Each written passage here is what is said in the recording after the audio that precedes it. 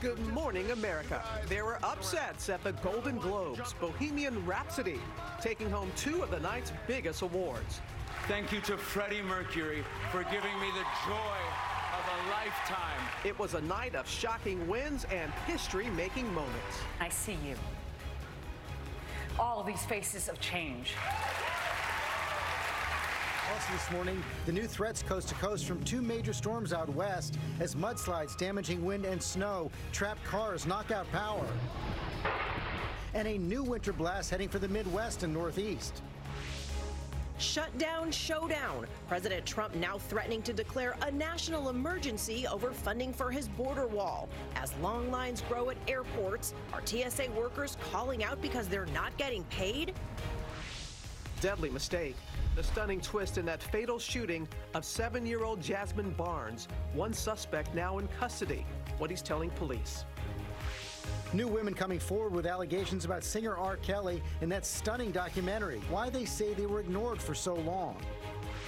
Football fail. The shocking moment on the field dubbed the double doink, and what the Bears kicker is now saying. All this as we're backstage with the Golden Globes' biggest winners right here on GMA. Good morning, America. Live in Times Square, this is GMA with Robin Roberts, George Stephanopoulos, and Michael Strahan. And we do say good morning, America. George and I are here with the birthday girls. Thank you. It's great to be here, guys. Fun morning to be here. It is a fun morning. What about that night in Hollywood last night? Yeah, a lot of surprises last night. As you said, some upsets. Bohemian Rhapsody and Green Book, 2 of the biggest winners. Yeah, Sandra Oh making history as the first Asian actress to host the show. And she also won at the same time Best Actress in a TV Drama. No one was more excited than her parents right there in the crowd. I love that shot so much. The reaction was priceless. Amy was backstage for it all, and she joins us now in Hollywood with the biggest moments and the shockers of the night. And no shock here, you looked stunning last night, Amy. Well, I had a lot of help, Robin, as you know, so thank you very much. Good morning, everyone. Yes, it was another glamorous night here in Hollywood, and one filled with twists and turns. When you saw the night's biggest winners, so many of them were truly shocked to hear their names called and to accept that coveted Golden Globe. It was a night full of surprises. Bohemian Rhapsody. The Freddie Mercury biopic, Bohemian Rhapsody, toppling A Star is Born, taking home Best Picture Drama. Rami Malek. Rami Malek also beating out Bradley Cooper for Best Actor in a Drama. Thank you to Freddie Mercury for giving me the joy of a lifetime. A shocking twist in the Best Actress in a Drama category. Glenn Close, the wife. As film veteran Glenn Close beats out big screen ingenue Lady Gaga. And here I am today. It will have been 45 years in September that I am a working actress, and I cannot imagine a more wonderful life. Shallow, A Star is Born. But the pop star didn't go home empty-handed, winning for Best Song for the emotional ballad Shallow from A Star is Born.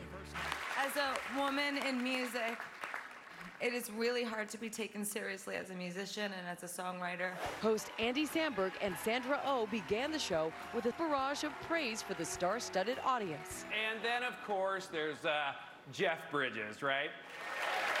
Hey, Jeff! I wish you were my dad. Oh, also making history as the first woman of Asian descent to both host the show and to take home the award for Best Dramatic Actress in a TV series. There are 2 people here tonight that I am so grateful that they're here with me. I'd like to thank my mother and my father. And Christian Bale, who won Best Actor in a Comedy or Musical for Vice, created quite a reaction on social media with his acceptance speech. Thank you to Satan for giving me inspiration on how to play this role.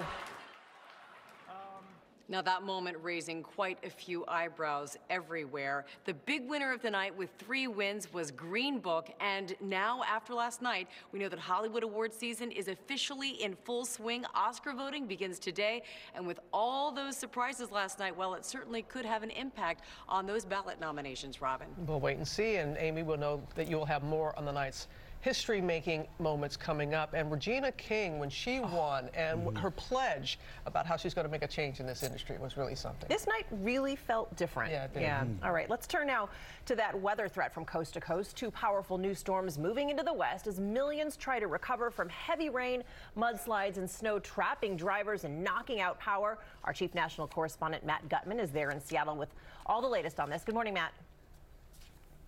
Good morning, Cecilia. And that wind, it was powerful enough to uproot even enormous Douglas firs.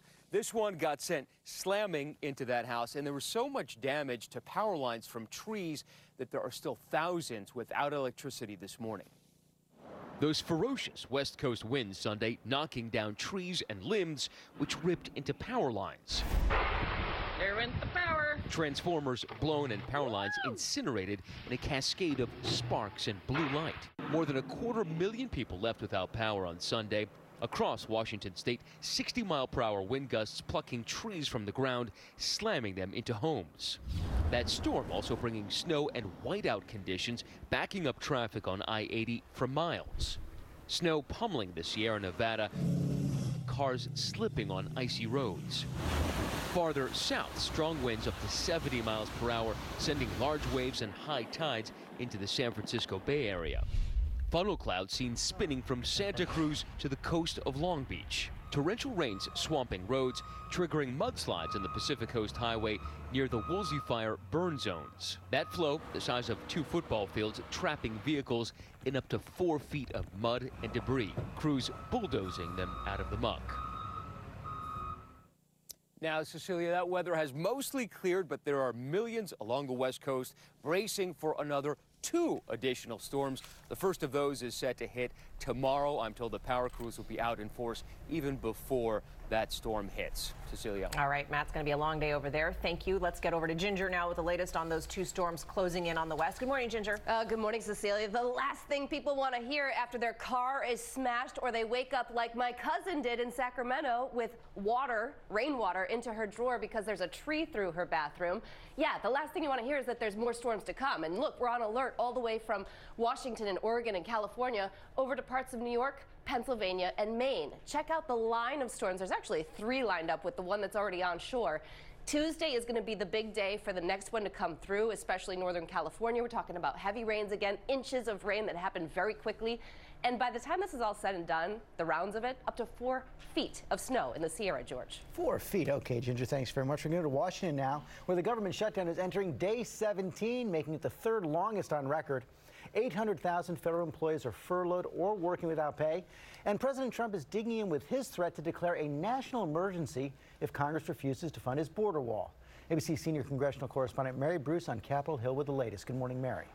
Good morning, George. Well, we are now in week 3 of this shutdown, and with no compromise in sight here, the president is now considering going it alone, possibly declaring that national emergency to use military funds to build his wall. But that is certain to be challenged in the courts and by Democrats. Now, talks here over the weekend went nowhere, but we are getting a new look at some of the White House's demands. In a letter to Congress, the administration is asking for $5.7 billion to build a, quote, steel barrier. Now, that's a far cry from the concrete wall that the president has long promised, but it's not enough of a concession to get Democrats here to budge at all. The White House is also asking for millions of dollars to provide 2,000 more law enforcement agents at the border and $4.2 billion for resources to support 52,000 new detention beds. That comes out to more than $80,000 per bed. Meanwhile, as this shutdown continues, those 800,000 workers are still not getting paid, but the president insists he can relate and says these workers will, quote, make adjustments. George. Yeah, but if there's no agreement by tomorrow night, they're going to miss that payment at the end of the week, and that is going to be significant.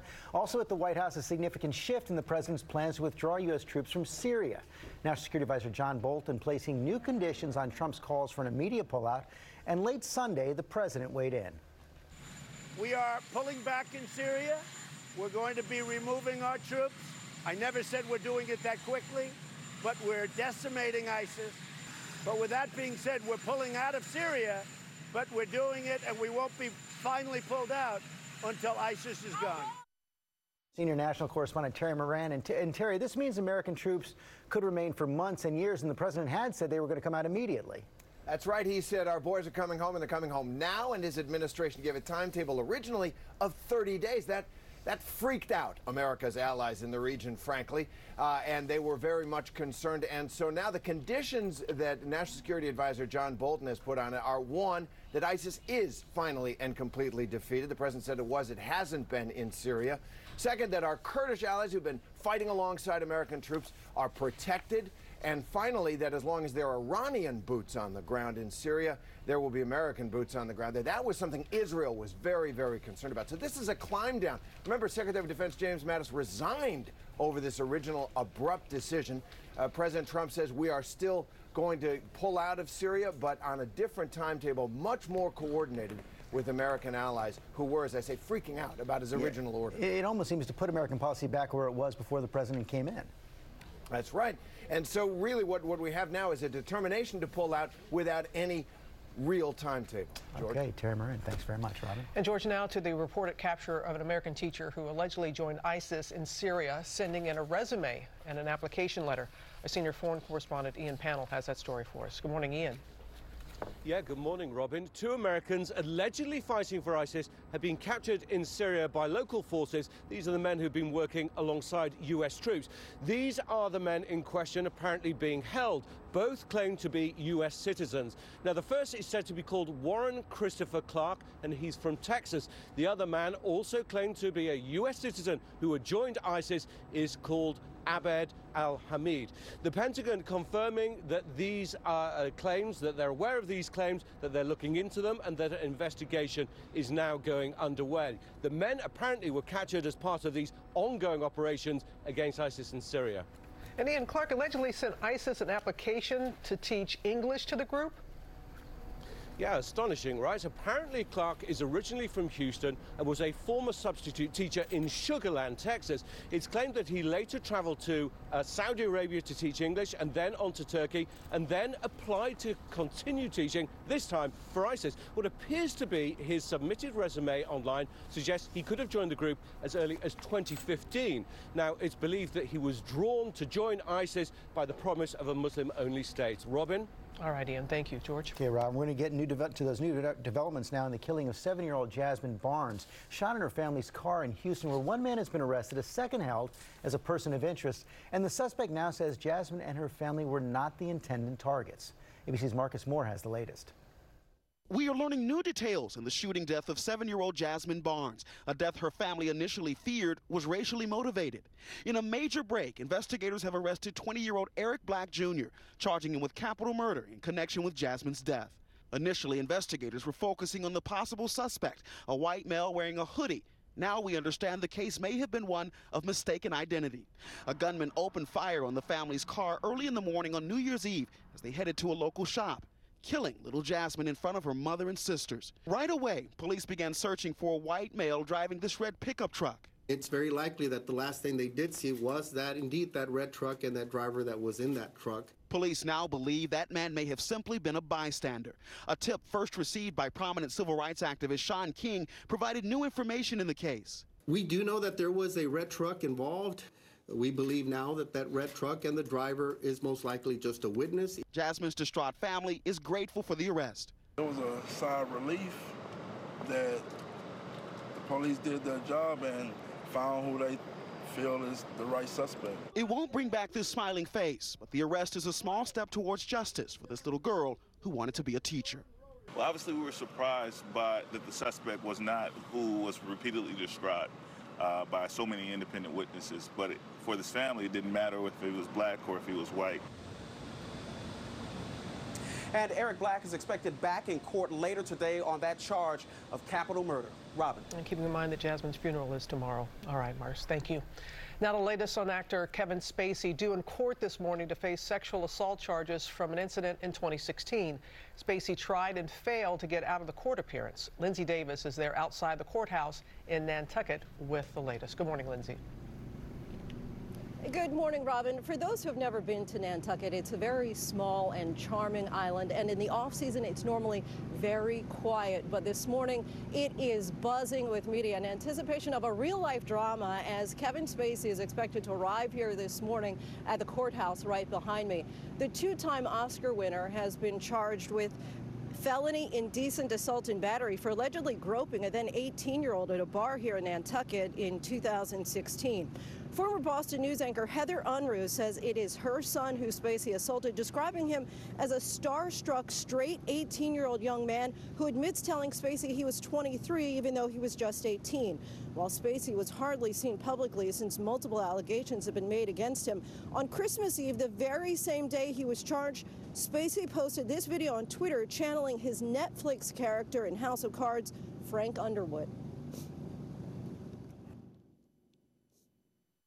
But you wouldn't believe the worst without evidence, would you? You wouldn't rush to judgments without facts, would you? Did you? No, not you. You're smarter than that. Shortly after that video, Spacey was spotted in Baltimore on one occasion delivering pizza to a paparazzi wearing a hat that said retired since 2017. Now, Spacey is expected to enter a plea of not guilty. Cecilia. Okay, Lindsay, thank you. We want to turn now to the urgent search for this woman accused of a shocking crime caught on camera. Police say she fled a Las Vegas nail salon without paying, then took off, running over and killing one of the salon's owners. ABC's Joe Benitez has the story. This morning, the urgent manhunt for Crystal Whipple continues. Police say Whipple killed 51-year-old Knock Wynn while trying to flee a nail salon's parking lot without paying for a $35 manicure. It's tragic. It's just tragic. Whipple's family speaking exclusively with ABC News. Her mother and grandmother giving us these new photos and desperately urging her to come out of hiding. You can't run, baby. You cannot run. You have to come forward, baby. Police say Whipple left the salon after her credit card was declined. The 21-year-old allegedly telling staff she was going to get cash from her car, but instead authorities say she fled. This disturbing surveillance video shows Wynn running in front of Whipple's rental car. The car then accelerates, driving into Wynn. The suspect's family now offering this emotional apology. I'm so sorry that you lost your mom, and I couldn't imagine how you feel. And I hope that you find it in your heart to forgive my daughter and my family. We're so sorry. And that rental car you saw was found abandoned nearby, but no sign of Whipple so far, so anyone with information needs to call police right away. Absolutely. Yeah. Okay, Thank you. We're going to switch gears right now. Big weekend football, but it ended with a bad night for the Chicago Bears. Look at this. They were all lined up for a last-second field goal to beat the Eagles. Then this happened. Bam, bam. Oh, no. What are they calling that? The double doink. The double doink.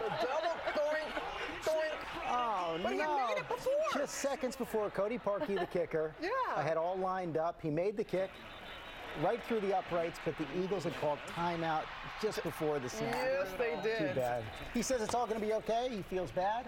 He's going to put his best foot forward. And guess who they play next? Your team. That's right. The Eagles are playing the Saints, baby. Bring it on. Bring it on. Oh, my goodness. Now, let's get back to Ginger. I'm going to say that all day. Double doink. All right, like a quick look at Superior, Wisconsin. Just enough to plow, and that is headed east, messy, outside of New York City tomorrow morning. Your local weather in 30 seconds. First, though, the Select Cities, sponsored by Special K Cereal.